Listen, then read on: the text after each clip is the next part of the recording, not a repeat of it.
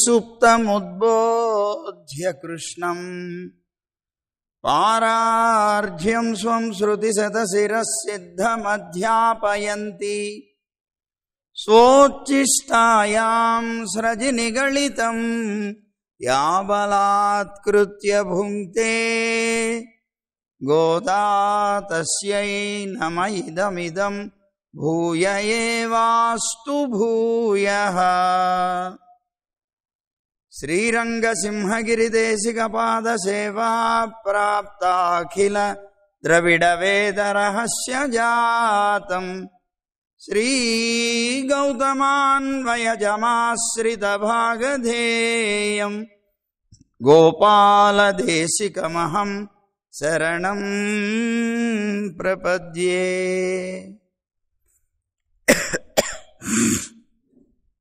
ప్రియ భగవద్బంధువులారా,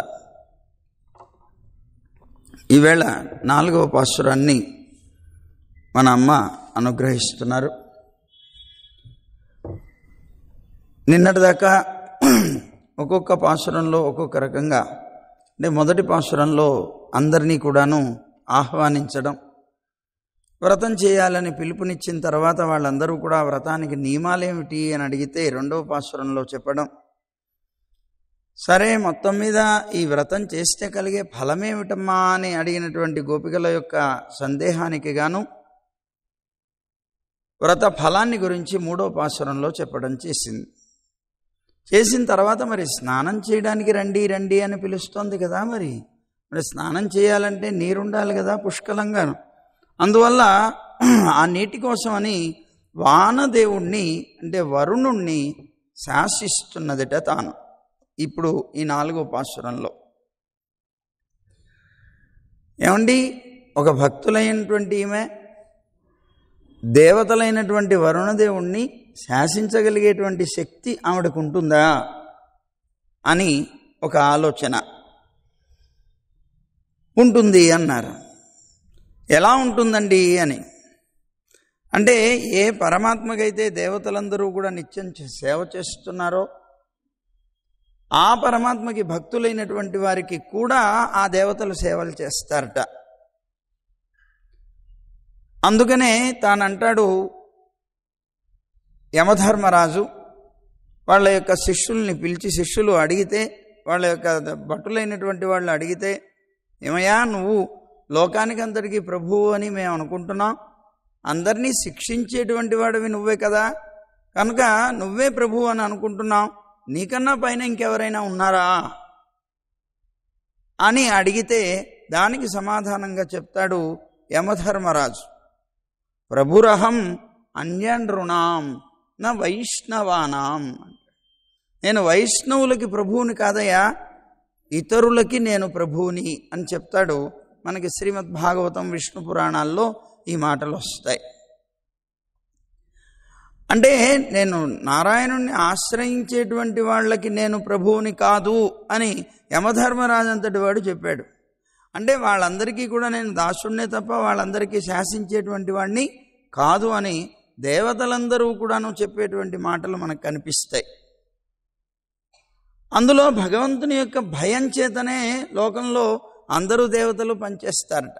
మనకు ఉపనిషత్తు చెప్తుంది, భీషాస్మాద్వాతః పవతే భీషోదేతి సూర్య అని.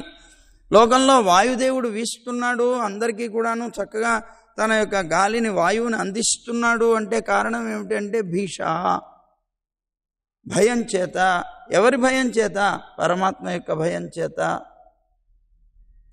భీషోదేతి సూర్య, సూర్యుడు ఉదయిస్తున్నాడు అంటే కారణం ఏమిటి అంటే అదిగో భయం చేత.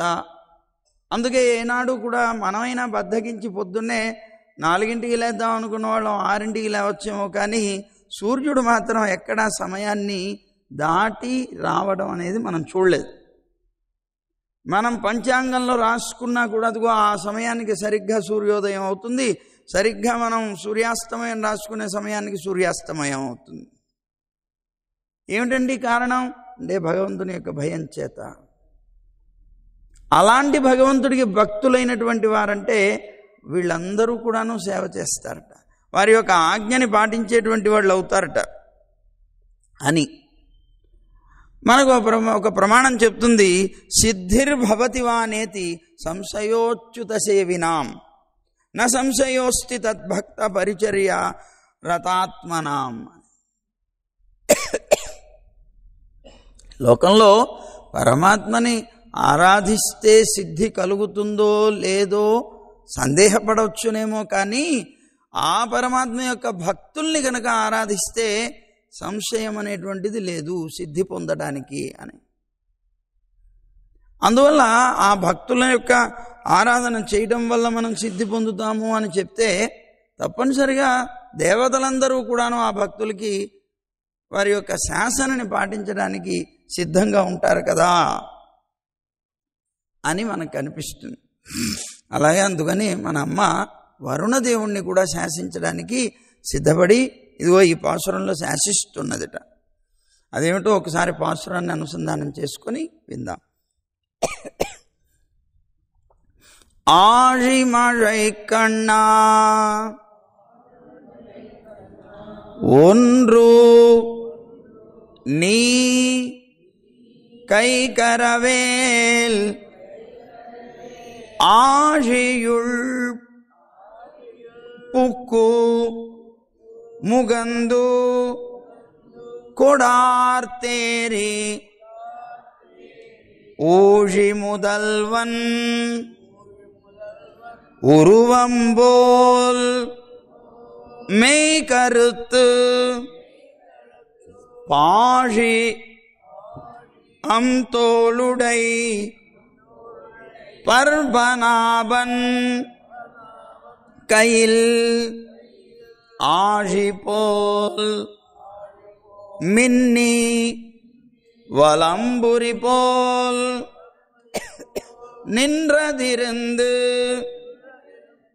தாழாதே சாங்கம் உதைத்த சரமழை போல் வாழ உலகினில் பெய்திடாய் நாங்களும் மார்கழி நீராட மகிழ்ந்து ఏలోరెంబావాయ్ అని మన అమ్మ వరుణదేవుణ్ణి శాసిస్తూ పలుకుతున్నటువంటి మాటలట.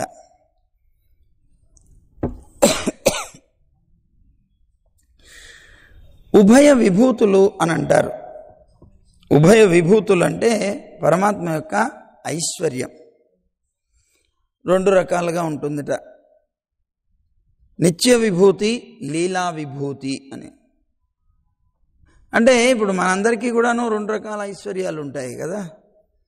ఒకటి స్థిరాస్తి, రెండు చరాస్తి అని.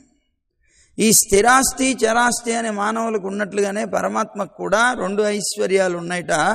ఒకటి నిత్య విభూతి అంటే స్థిరాస్తి, లీలా విభూతి అంటే చరాస్తి అన్నమాట. ఈ రెండు ఉన్నాయట. అయితే ఆ నిత్య విభూతి, లీలా విభూతి అని చెప్పబడేటువంటి రెండు ఆస్తులు ఏవైతే ఐశ్వర్యాలు, విభూతులు ఏవైతే ఉన్నాయో వాటన్నిటికీ అధిపతి పరమాత్మ. అంతటి పరమాత్మ కూడా సౌలభ్య పరాకాష్ఠ అంటారు. సౌలభ్యం అంటే చూడండి, అంత గొప్పవాడు ఈ లోకంలోకి దిగివచ్చి ఇక్కడ రేపల్లెలో ఉన్నటువంటి గొల్లపిల్లలతోటి ఆటలాడుతూ కొట్టబడి, తిట్టబడి, మొట్టబడి, పెట్టబడి అన్నట్లుగా వాళ్లతో ఆటలాడుతూ ఏదో ఒక సామాన్యమైనటువంటి బాలుళ్లాగా తిరగడం అనేటువంటిది సౌలభ్య పరాకాష్ఠ అంటారు. ఎంత సౌలభ్యం అండి!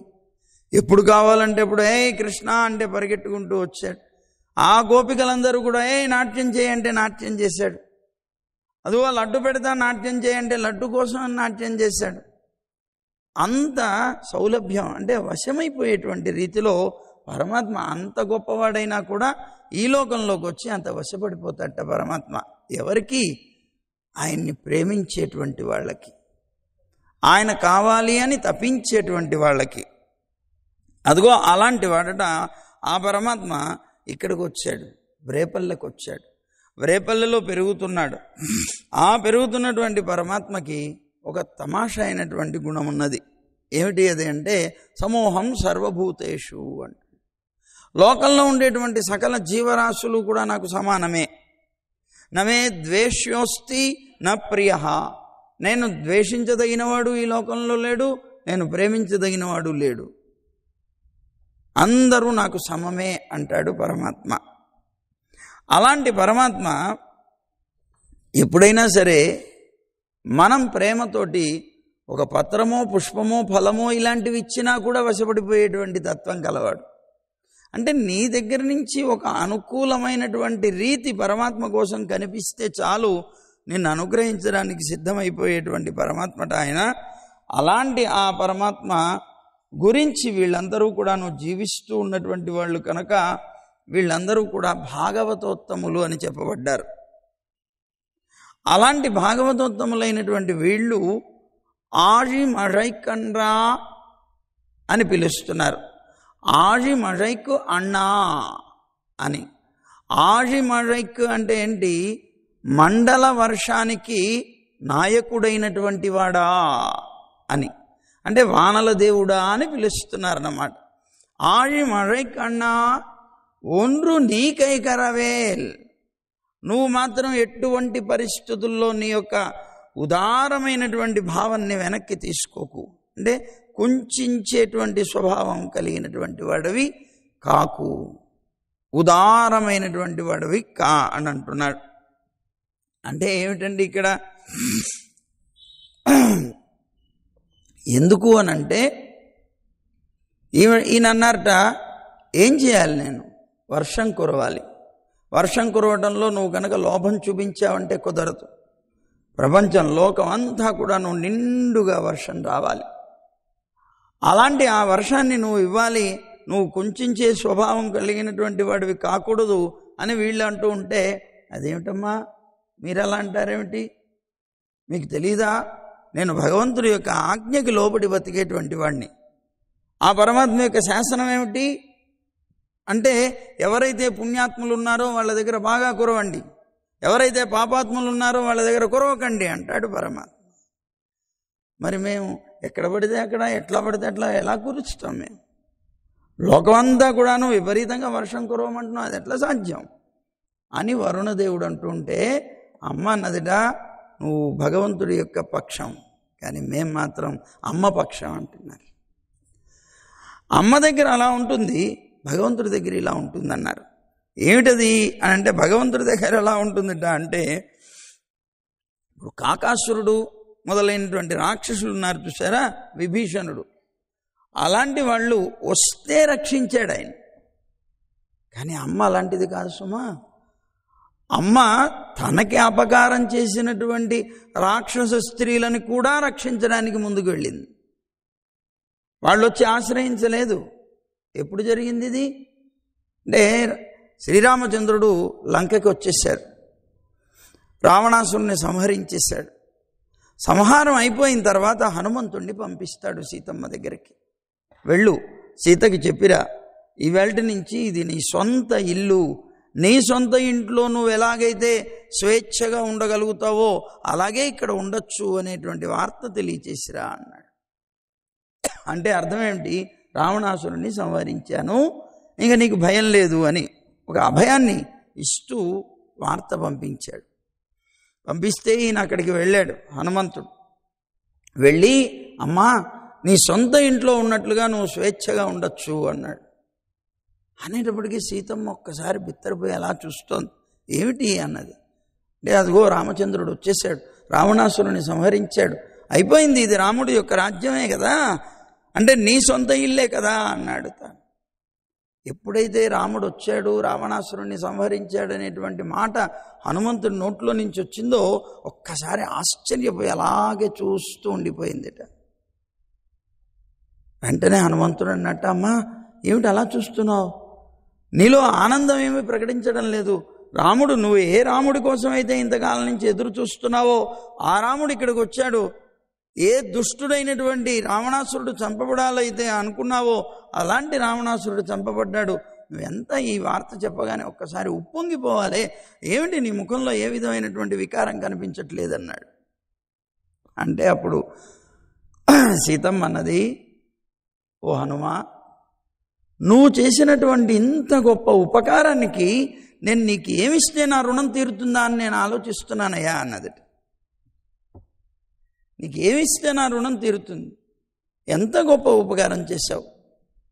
ఎక్కడో ఉన్నటువంటి నన్ను, లంకలో ఉన్నటువంటి నా సమాచారాన్ని రామచంద్రుడికి అందించి రామచంద్రుడు ఇక్కడికి వచ్చేలాగా చేసి నన్ను రామచంద్రుడిని కలుపుతున్నటువంటి నీ యొక్క అద్భుతమైనటువంటి ఈ ఉపకారానికి నేనేం చేయాలి, నీకు ఏం చేస్తే తీరుతుంది అని ఆలోచిస్తున్నాను. నువ్వు ఏదైనా వరం కొరకు ఇస్తానన్నదట సీతమ్మ. హనుమంతుడు అన్నట్ట, అమ్మా నేను బ్రహ్మచారిని, నాకేం కావాలి, నాకేం అవసరం లేదు. హనుమంతుడు బ్రహ్మచారిని, గుర్తుపెట్టుకోండి, ఆయనకి వివాహం అయినట్టు రామాయణంలో ఎక్కడ లేదు. అయితే నేను బ్రహ్మచారిని, నాకేం కావాలమ్మా వరాలు? రాముడి యొక్క సేవ కన్నా గొప్పదైనటువంటి వరం ఇంకేదైనా ఉందా లోకంలో? అలాంటి రాముడికే నేను బంటునై నీ దగ్గరికి వచ్చాను కదా, అంటే ఆయనకి సేవకున్నయ్యాను కదా, ఇంకెంతకన్నా గొప్పదైనటువంటి వరం నాకు ఏది కోరడానికి ఉన్నది, నాకు అక్కర్లేదన్నట్ట తాను. అంటే అప్పుడు సీతమ్మ అన్నదట, లేదు లేదు నాయన, నువ్వు తప్పనిసరిగా ఏదో ఒకటి కోరుకోవాలి. అమ్మా నువ్వు అడుగుతున్నావు కనుక నేను ఒక చిన్న కోరిక కోరతాను. ఏమిటది? ఒక్క 5 నిమిషాలు నాకు సమయం ఇవ్వు అన్నాడు. ఎందుకు? కోరిక ఏమిటో ఆలోచించుకుంటావా? కాదమ్మా. మరి దేనికి 5 నిమిషాల సమయం? నీ చుట్టుపక్కల ఉన్నటువంటి ఈ రాక్షస స్త్రీలు ఎవరైతే ఉన్నారో వీళ్ళందరినీ కూడా చంపి పారేస్తాను నేను అన్నాడు. ఇదేమిటో విచిత్రమైన కోరిక అడిగిందిట సీతమ్మ. అడిగితే, అమ్మా నేను ఇంతకు పూర్వం వచ్చినప్పుడే వీళ్ళని చంపేద్దాం అనుకున్నాను, కానీ నేను వచ్చిన కార్యం ఇది కాదు కనుక వదిలేశాను. నిన్ను ఎంత కష్టపెట్టారమ్మా వీళ్ళందరూ, తర్జన భర్జనలు చేశారు, నీ గురించి అనేక రకాలుగా నిన్ను భయపెడుతూ నిరంతరం నీకు ఒక నరకాన్ని చూపించారు కదా వీళ్ళందరూ. నేను వచ్చినప్పుడు చెట్టు మీద నుంచి ఇవన్నీ కూడా గమనించాను. అప్పుడే అనుకున్నాను చంపేద్దామని, కానీ కుదరలేదు. ఈవేళ నువ్వు అడుగుతున్నావు కనుక వరం, నువ్వు అనుగ్రహిస్తే నాకు ఈ వరాన్ని నువ్వు వీళ్ళందరినీ కూడా మట్టు పెట్టేస్తానన్నాడు. సీతమ్మ ఎంత గొప్పదో చూడండి. అమ్మ అన్నదట, ఎన్నాయనా వాళ్ళు నీకేం అపకారం చేశారు, వాళ్ళెందుకు చంపాలని ప్రయత్నం చేస్తున్నావు? అమ్మ నాకు కాదు, నా తల్లి నీకు చేశారు కదమ్మా అంటే అప్పుడు అన్నారట, సీతమ్మ అన్నదట, పాపానాం వా శుభానాం వా పదార్హాణం ప్లవంగమ కరుణం కార్యం కరుణమార్యేన నకశ్చిన్నా పరాధ్యతి. లోకంలో తప్పు చేయని వాళ్ళు ఎవరైనా ఉన్నారా? చూపించగలవా? తప్పు చేయని వాళ్ళు ఎవరైనా ఉన్నారటయ్యా? అరే వీళ్ళు ఏదో తప్పు చేశారంటున్నావు, యథార్థంగా చెప్పాలి అంటే వీళ్ళు దోషులు కాదు అన్నదట సీతమ్మ. అదేమిటండి, ఇంతకాలం కూడాను కష్టపడింది వాళ్ళ వల్ల, వాళ్ళ మాటలతోటి, వాళ్ళ చేష్టలతోటి, వాళ్ళు భయపెట్టేటువంటి వికృతమైనటువంటి చేష్టలతోటి, ఇవన్నిటితో బాధపడినటువంటి సీతమ్మ అన్నదిట వాళ్ళు అసలు దోషులే కాదు అన్నది. అదేమిటమ్మా అలా అంటున్నావు అంటే సీతమ్మ అన్నదిట, యథార్థంగా వాళ్ళు వాళ్ళ యొక్క బాధ్యతని నిర్వహించారు. ఎందుకు? రావణాసురుడి యొక్క ఆజ్ఞని పరిపాలిస్తూ ఆయనకి బంట్లుగా బతుకుతున్న వాళ్ళయ్యా వాళ్ళు తన యొక్క యజమాని అయినటువంటి రావణాసురుడి యొక్క ఆజ్ఞని చక్కగా పాలించారు. వాళ్ళు దోషులు ఎలా అవుతారు? ఎవరైతే ఆచార్యుల యొక్క, అది మన యజమాని యొక్క ఆజ్ఞని తిరస్కరిస్తారో వాళ్ళు దోషులు అవుతారు కదా. వీళ్ళు ధర్మాన్ని పాటించారు, అధర్మపరులు ఎలా అయ్యారు, వీళ్ళని ఎలా శిక్షించాలి అని హనుమంతుడితో వాదించిందిట సీతమ్మ. ఎంత ఆశ్చర్యం చూడండి. పోనీ వీళ్ళు ఏమన్నా అడిగారా? అమ్మ రాముడు వచ్చేట, రాముడికి కొద్దిగా చెప్పమ్మా, మేము ఇంతకాలం నుంచి కూడా నేను కష్టపెట్టాం, మమ్మల్ని రాముడు ఏమనకుండా కొద్దిగా జాగ్రత్తగా చూడమ్మా, రక్షించమ్మా, శరణాగతి చేశారా? ఏమీ లేదు. వాళ్ళు శరణాగతి చెయ్యకపోయినా, వాళ్ళు అడక్కపోయినా వాళ్ళని రక్షించాలి అనుకున్నటువంటి అమ్మ పక్షమయ్యా మాది. రాముడు అలాంటి వాడు కాదు. ఆయన దగ్గరకు వచ్చి ఆయన కాళ్ళ మీద పడితే అప్పుడు రక్షించడానికి సిద్ధపడతాడు. ఆయనకి ఆవిడికి ఎంత తేడా ఉంది? నువ్వు ఆయన పక్షం, ఆయన లోకంలో ఉండేటువంటి వాళ్ళ పాపాలన్నీ తక్కెడిలో వేసి మరీ కొలిచి కొలిచి కొలిచి కొలిచి అనుభవింపజేస్తాడు. ఆయన తత్వం అది. ఏమయ్యా నువ్వు ఇదో ఏమిటి పాపాలు చేశాడు, ఒకవేళ పొరపాటున ఏదైనా కింద పడింది, కింద పడింది దాంట్లో వేయాలేమా, వేసి మరి నీ చేత అనుభవింపజేసేటువంటి తత్వం అయింది. పాపం చేస్తే పాపం ఎవడు చేయడు లోకంలో అని వాదించి మరి రక్షించేటువంటిది అమ్మ. అందుకని నువ్వు ఆయన పక్షంలో ఉన్నవాడివి కనుక నువ్వు ఇదిగో ఈ పాపాలు పుణ్యాలు ఈ గొడవ హడావుడి అంతా చూస్తావు. అందుకని పాపం చేసిన వాళ్ళ దగ్గర కురిపించవు, పుణ్యం చేసిన వాళ్ళ దగ్గర కురిపిస్తావు వర్షాన్ని. కానీ మేము అమ్మ పక్షం వాళ్ళం, మా దగ్గర ఇవన్నీ పనికిరావు.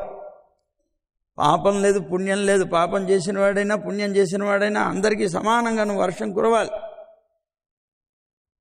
అదిగో నువ్వు అంటున్నావే నీ స్వామి, అదిగో ఆ స్వామి ఎలాంటి వాడు, సమూహం సర్వభూతేషు అని చెప్పుకున్నవాడు కదా, లోకంలో అందరి యందు సమానమైనటువంటి భావం కలిగి, అలాంటి భావం నీకు ఉండాలి. ఇక్కడ ఆషి మழைక్కు అన్నా,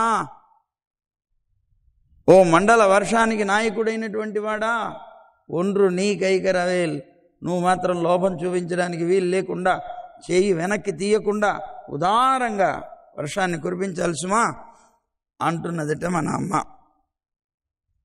అలా అంటూ ఆశిమழை కన్నా ఒండ్రు నీ కైకరవేల్, ఒండ్రు నీ కైకరవేల్ అంటే కొద్దిగా కూడా వెనక్కి తీయకుండా చేయాలి అని.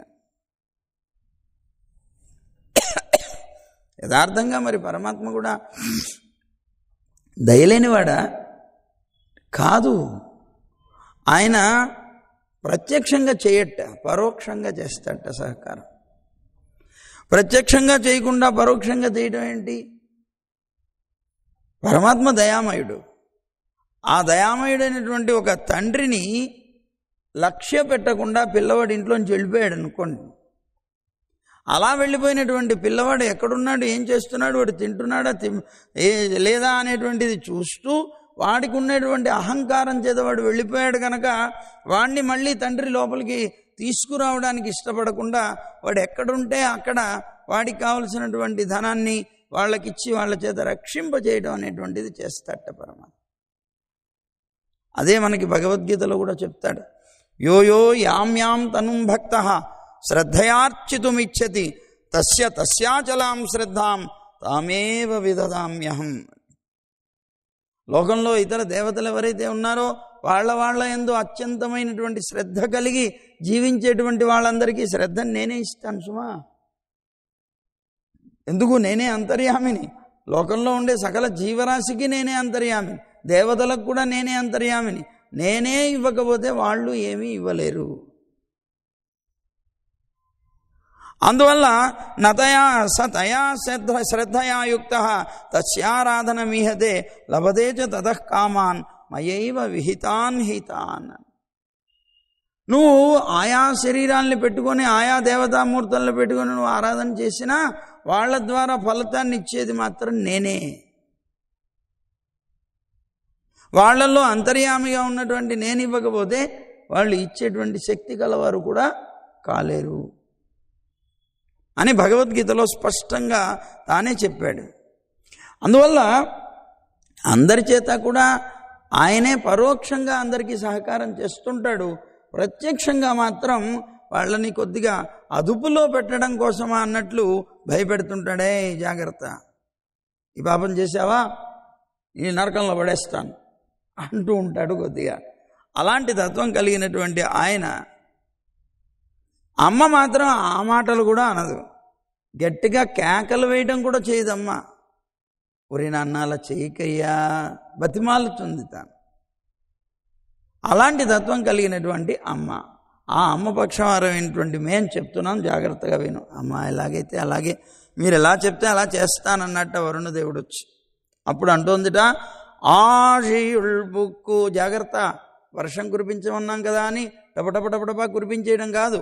ఎలా కురవాలో, నువ్వు ఏ విధంగా తీర్థం తీసుకోవాలో, నీళ్లు తీసుకోవాలో అవన్నీ మేమే చెప్తాం, జాగ్రత్తగా విను అంటోందిట మన అమ్మ. ఎలాగమ్మా అంటే ఆషి ఉల్పుక్కు అంటోంది. ఆషి అంటే ఇక్కడ సముద్రం అన్నమాట. ఆజి అంటే సముద్రం, సముద్రం ఉళ్ళంటే లోపలగా ఉక్కు ప్రవేశించి, అంటే లోపలగా ప్రవేశించి అంటే ఇప్పుడు చూడండి, నీళ్ళని ముందు సూర్యుడి ద్వారా నీళ్ళన్నీ కూడాను పైకి వెళతాయి.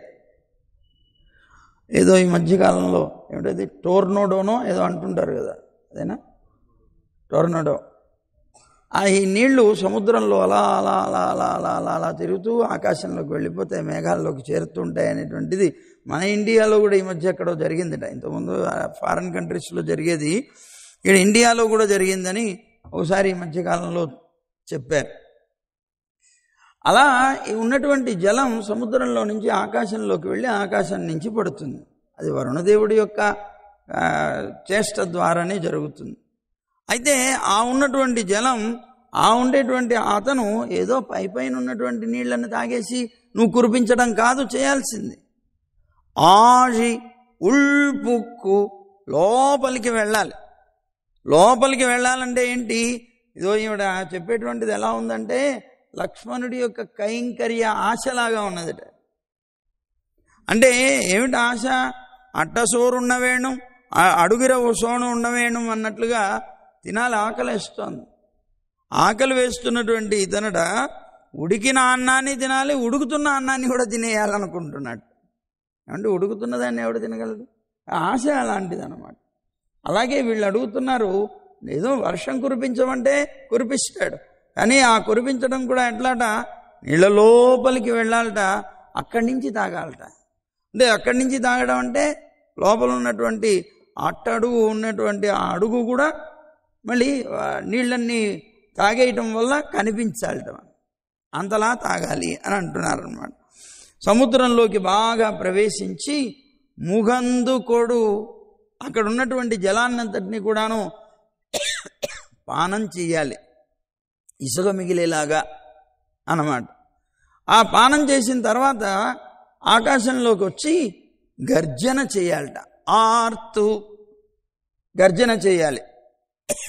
ఎలా ఉండాలో తెలుసా ఆ గర్జన? సీతాపిరాటిని చూడ్డానికి వచ్చినటువంటి నమ్మకం, నేను చూసొచ్చాను సీతమ్మని చూసొచ్చాను అనేటువంటి వార్త వానరులందరికీ తెలియటం కోసం హనుమంతుడు వచ్చేట. హనుమంతుడు ఒక పెద్ద గర్జన చేసేట, వాళ్ళందరికీ విశ్వాసం కలగడం కోసం. ఓ హనుమంతుడు ఇంత ఆనందంగా గర్జన చేస్తున్నాడు అంటే తప్పనిసరిగా సీతమ్మను చూసొచ్చి ఉంటాడు అని వానరులందరూ కూడాను భావించేవాడు. ఆ భావించడానికి ఆయన చేసినటువంటి గొప్పదైనటువంటి ఆ గర్జనలాగా ఉండాలి నువ్వు చేసేటువంటి గర్జన. అంటే అర్థం ఏంటి? హనుమంతుడు సీతమ్మని చూసి వచ్చిన తర్వాత గర్జన చేస్తే వానరులందరికీ పరమానందం కలిగిందట. ఎందుకు? వాళ్ళందరూ వెతికారు, ఎక్కడా సీతమ్మ కనిపించలేదు. ఇప్పుడు సుగ్రీవుడికి కనుక ఈ వార్త తెలిసిందంటే సుగ్రీవుడు తన్ని తగలేస్తాడు, భయం. అదే హనుమంతుడు చూసొచ్చాడు, ఒక్కడైనా చూసొచ్చాడు, అమ్మా బ్రతికాం అని ఒక్కసారి పరమానందంతో గంతులు వేసినట్లుగా ఆ గర్జనకి, అదిగో నువ్వు కూడా వెళ్ళి ఆకాశంలో నిలబడి ఒక్కసారి నువ్వు కనుక ఆ నీళ్లు తాగి గర్జన చేశావు అంటే ఆ గర్జనకి మేమందరం కూడా పరమానంద భరితులం కావాలి. అలాంటి గర్జన చెయ్యాలి. ఇంకా ఎలా ఉండాలట? రుక్మిణీదేవి ఉన్నది. రుక్మిణీదేవి కృష్ణుడిని వివాహం చేసుకోవాలనుకుని ఆయనకి ప్రేమలేఖ పంపించింది. ఆ బ్రాహ్మణుడు వెళ్ళాడు ఆ ప్రేమలేఖ ఇవ్వడానికి. వెళ్ళినటువంటి ఆయన ఇంకా రాలేదు. తెల్లవారిదే శిశుపాలుడితో వివాహం అని పెట్టారు వీళ్ళు. ఆ శిశుపాలుడు కూడా వచ్చి ఉన్నాడు. తనకిష్టం లేదు అతనితో వివాహం చేసుకోవడం. కృష్ణుడినే ప్రేమించింది, కృష్ణుడితోనే వివాహం కావాలి అనుకుంటున్నది. ఈయన్ని పంపించింది ఆ ప్రేమలేఖ ఇచ్చి, ఆయన్ని రావయ్యా, నువ్వు వచ్చి నన్ను తీసుకుని వెళ్ళిపో, రాక్షస వివాహం చేసుకో నన్ను అంటూ రావలసినటువంటి విధానం, వచ్చిన తర్వాత చేయవలసిన విధానం అన్నీ కూడాను దాంట్లో రాసి పంపించింది. కానీ సమయం గడుస్తోంది, ఆయన రావడం లేదు. ఆ బ్రాహ్మణుడు రాకపోయేటప్పటికే చాలా బెంగపడిపోయింది. ఇంతేనా ఇంకా జీవితం? అలా అయితే ఇంకా నేను శిశుపాలుడితో వివాహం చేసుకోను. అక్కడికి వెళ్ళినటువంటి బ్రాహ్మణుడు చెప్పిన తర్వాత కృష్ణుడు అంగీకరించాడో లేదో, పోనీ ఈ మాటలు విన్న తర్వాత దుఃఖపడ్డాడేమో, అదే ఇట్లాంటి పని చేసింది ఏమిటి అని నా మీద ఏమన్నా కొద్దిగా చెడుగా అనుకున్నాడో ఇలాంటి భావనలన్నీ చేస్తోంది రుక్మిణీదేవి. కానీ ఎప్పుడైతే ఆ బ్రాహ్మణుడు తిరిగి వచ్చాడో ఆ తిరిగి రాగానే చాలా ఆనందపడిపోయింది. ఎందుకు? కృష్ణుడు వచ్చి రాగానే పాంచజన్య ధ్వని చేశాట, పాంచజన్యాన్ని ఊదట. ఎందుకు? రుక్మిణీదేవికి ధైర్యం కల్పించడానికి, నేను వచ్చాను, నీకేం భయం లేదు అనే అభయాన్ని ఇవ్వడం కోసం. ఎప్పుడైతే ఈ పాంచజన్య ధ్వని విన్నదో రుక్మిణీదేవి పరమానంద భరితురాలైపోయిందట. అమ్మయ్య, బ్రతిగాను, కృష్ణుడు వచ్చాడు, నన్ను తీసుకొని వెళతాడు, శిశుపాలుడు పాల పడను అని. అది అలాంటి ధ్వనిలాగా ఉండాలి. నువ్వు వెళ్ళి ఆకాశంలో అరిచేటువంటి ఆ అరుపు అన్నది అంటే ఏంటి? ఉరుముతాయి కదా మేఘాలు, అది ఆ ఉరుము అన్నమాట. అందువల్ల ఆ అరుస్తూ ఏరి ఆకాశానికి ఎగసాలి. ఎందుకు? బాగా ఎత్తులో ఉంటే వర్షం బాగా అందరికీ కూడా చేరుతుంది. ఏదో ఊరికేనే పైన అలా మనకు కనిపించే ఎత్తులో తిరుగుతూ ఉంటే అక్కడక్కడే పడతాయి. దాన్ని బాగా పైకి వెళ్ళిపోవాలి. ఒక చాందిని పరిచినట్లుగా ఆకాశమంతా కూడాను చేరిపోవాలి. ఊషి ముదల్వన్ ఉరువంబోల్ మేకరుత్. మళ్ళీ ఎలాగ తాగాలట? ఆ తాగవలసినటువంటి నీరు తాగడం వల్ల బాగా నల్లగా అవ్వాలట, బాగా నల్లటి శరీరం కలిగింది. అంటే ఎప్పుడైతే జలం అధికంగా ఉంటుందో ఆ ఆధిక్యాన్ని బట్టి మేఘాలు నల్లగా అవుతాయి. జలం లేకపోతే తెల్లబడిపోతాయి, జలంతో నిండి ఉంటే నల్లగా ఉంటాయి. కనుక నీ యొక్క శరీరపు నలుపుని బట్టి మాకు తెలియాలి నువ్వు బాగా తాగావు జలమంతా అని. ఈ నలుపు కూడా ఎలా ఉండాలో తెలుసునా? ఇది పరమాత్మ నారాయణుడు యొక్క శరీరపు రంగులో ఉండాలి అంటున్నాను.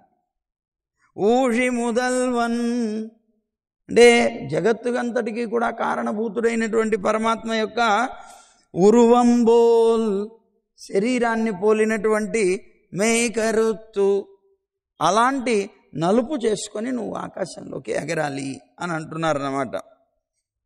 అంటే మేకరుత్తు అన్నారు. శారీరకమైనటువంటి రంగు మాత్రమే అతనితో పోలిక చెప్తున్నాను నీకు. పరమాత్మ నీలమేఘశ్యాముడు అంటాం మనం. నీలమేఘశ్యాముడు అంటే అర్థం ఏంటండి? నల్లటి మేఘం లాంటి వర్ణం కలిగిన వాడు అని అర్థం. ఏంటండి ఆ పిచ్చి మేఘాలతోన భగవంతుడికి పోలిక అంటే? లేదు లేదు, శరీరానికి మాత్రమే ఆ పోలిక అన్నారు. శరీరానికి మాత్రమే, హృదయం యొక్క స్వభావాన్ని మాత్రం చెప్పడం లేదు ఇక్కడ. ఎందుకంటే నువ్వు వర్షించిన తర్వాత మళ్ళీ తెల్లబడిపోతావు. కానీ ఆయన మాత్రం దయా అనేటువంటి వర్షం కురిపించినా కూడా ఆయన ఏమి తెల్లబడ్డు. నువ్వు నీళ్ళన్నీ అందరికి ఇచ్చేసావనుకో మేఘం తెల్లబడిపోతుంది కదా. కనుక నీకు ఆయనకి ఉన్నటువంటి పోలిక ఎక్కడ అంటే శరీరం వరకు మాత్రమే. అదిగో అలాంటి నల్లటి శరీరాన్ని చేసుకొని రా.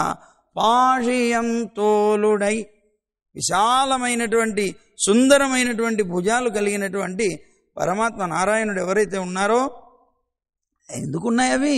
రక్షణ కోసంగా, జగత్తుని రక్షించడం కోసంగా. అలాంటి భుజాలు కలిగినటువంటి ఆయన యొక్క శరీరంతో పోలిక చెప్తున్నామంటే నువ్వు కూడా జగత్తుని రక్షించడానికి ఉపయోగపడేవాడివి. ఎందుకు? జలం అనేటువంటి దానికి పేరు ధారకం అని పేరు.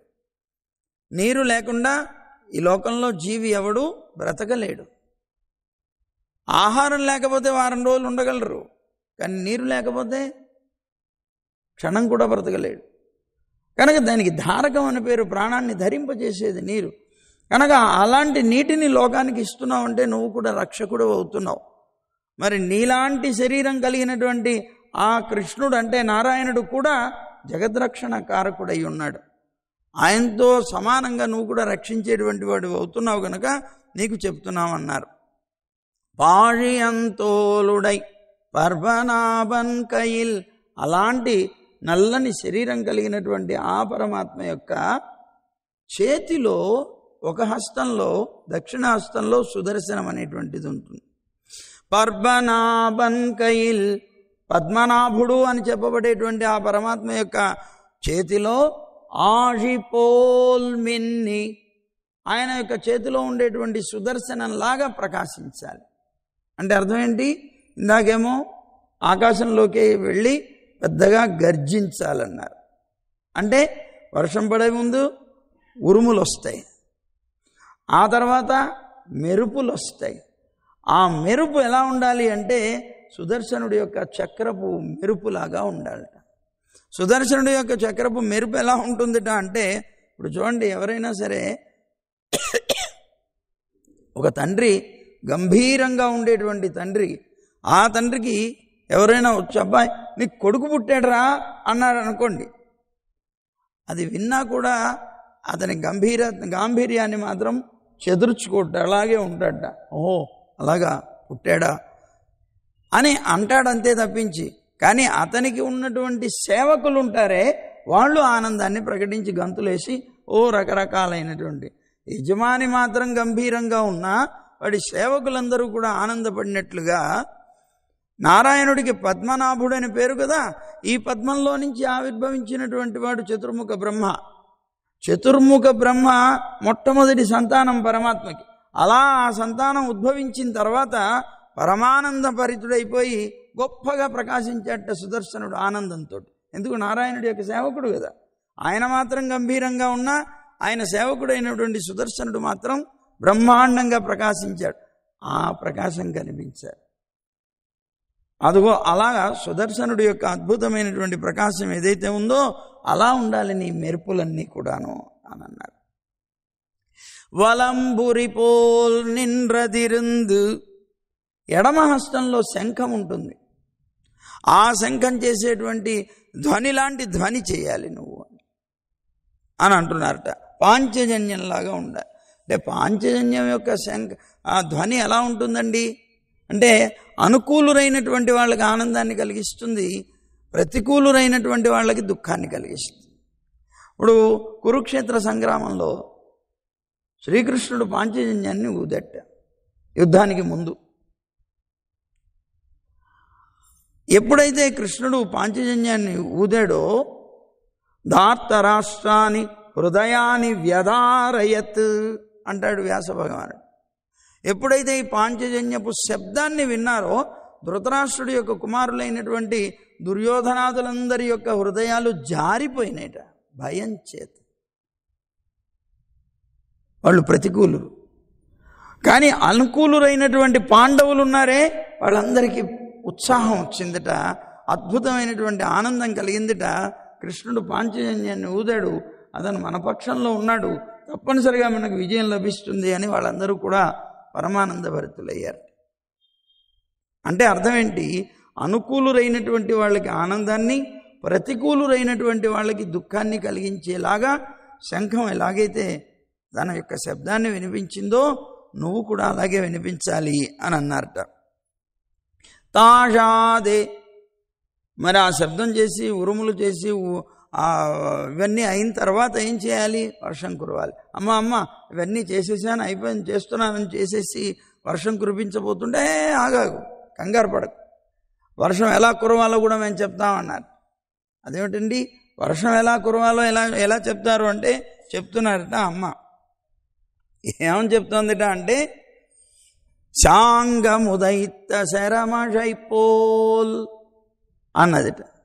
పరమాత్మ నారాయణుడు లేదా రాముడు అనుకోండి, ఆ రామచంద్రుడి యొక్క ధనస్సు నుంచి వెలువడేటువంటి బాణ పరంపరలాగా ఉండాలి.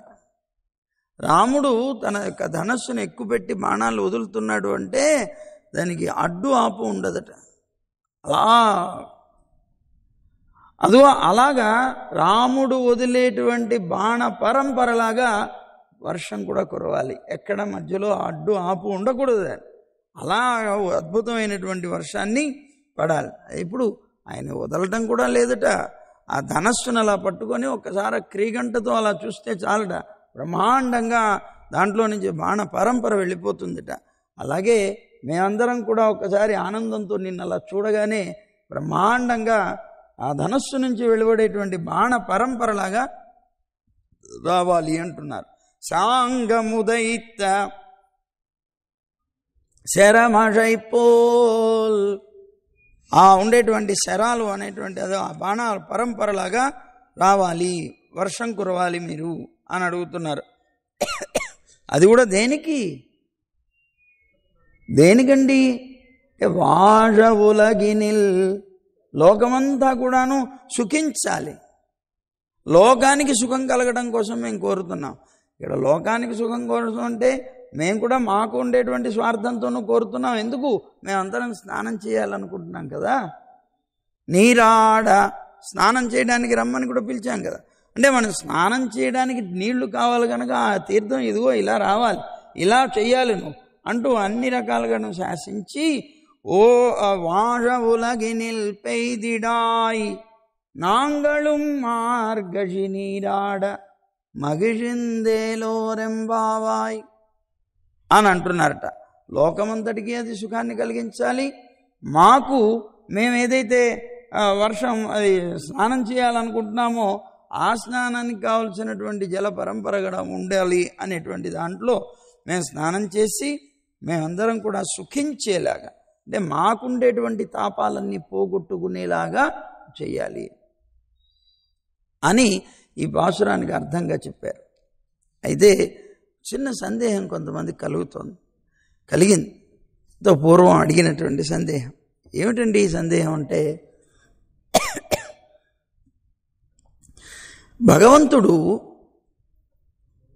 యథార్థంగా లోకంలో ఉండేటువంటి అందరి పట్ల సమోహం సర్వభూతేషు అని చెప్తున్నాడు కదండి.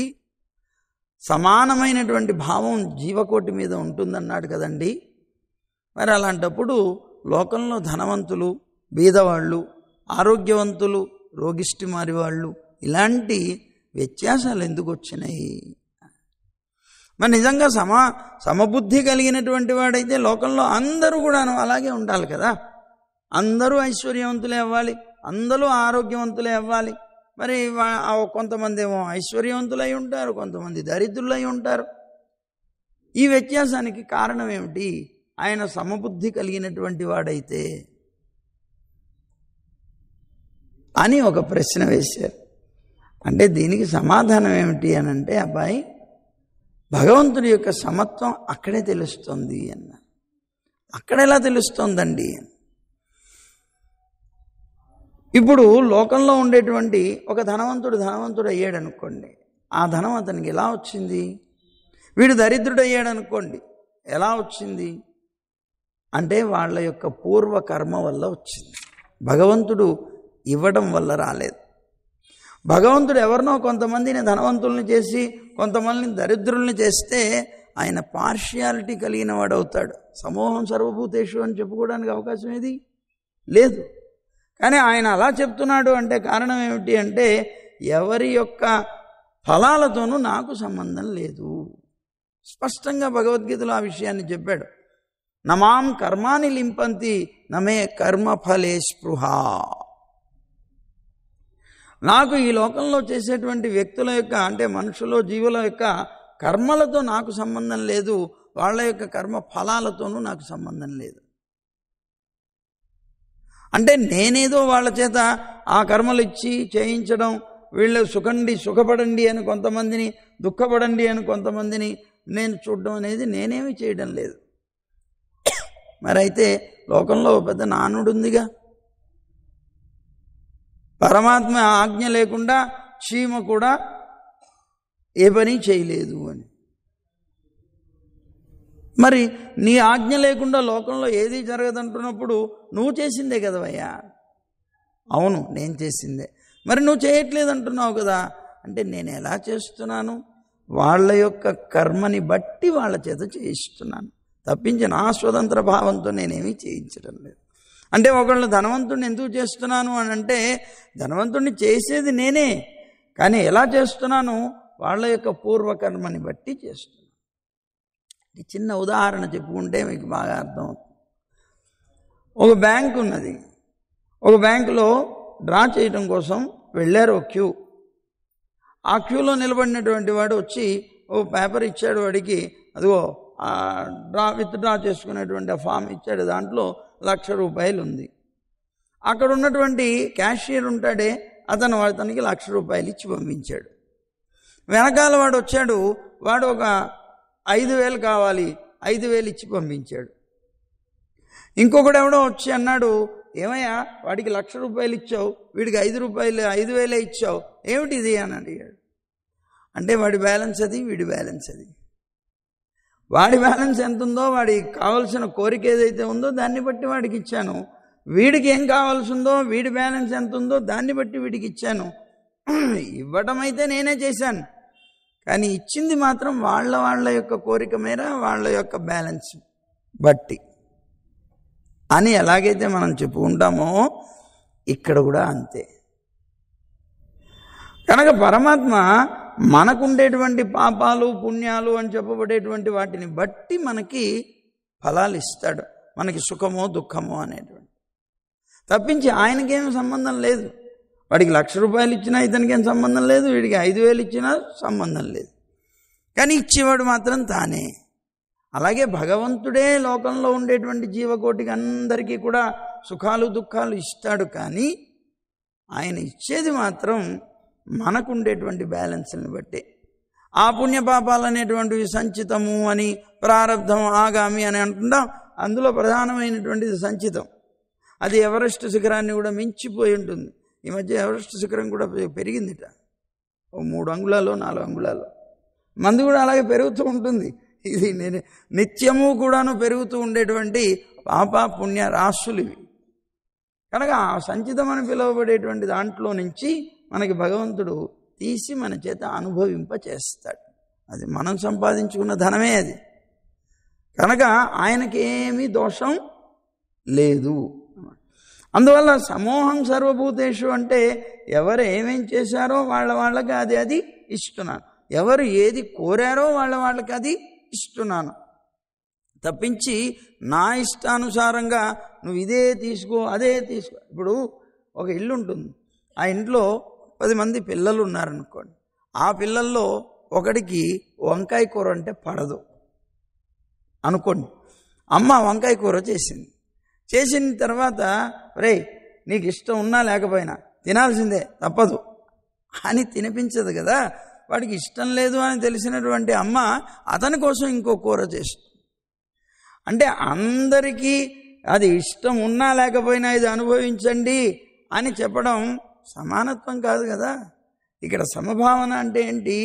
ఎవరెవరికి ఏది కావాలో అది వాళ్ళకి అందించి సుఖాన్ని కలిగించడమే సమభావన. అనగా పరమాత్మ కూడా లోకంలో ఎవరెవరు ఏది కోరుతారో వాళ్ళకి అది ఇస్తాడు తప్ప తన సొంతమైనటువంటి ఆలోచనతో లోకంలో అందరికీ ఇవ్వడం అనేటువంటిది చేయడు అన్నమాట. అది బాగా గుర్తుపెట్టుకోవాలి. అందువల్ల సమోహం సర్వభూతేషు అంటే దోషం ఏమీ లేదు అందులో. నీ కర్మలతో ఆయనకేమీ సంబంధం లేదు, నీ కర్మ ఫలాలతోనూ ఆయనకి సంబంధం లేదు. అది బాగా జ్ఞాపకం పెట్టుకోవాలి అని మన పెద్దలు చెప్తూ ఉంటారు ఈ విషయంలో. ఇలాగా మన అమ్మ వర్షం కురిపించమని వానల దేవుణ్ణి వరుణుణ్ణి శాసించింది. ఆ శాసనాన్ని అంగీకరించి ఆయన వచ్చి వర్షాన్ని కురిపించారట. ఆ వర్షం వల్ల అందరూ పరమానందాన్ని పొందారు.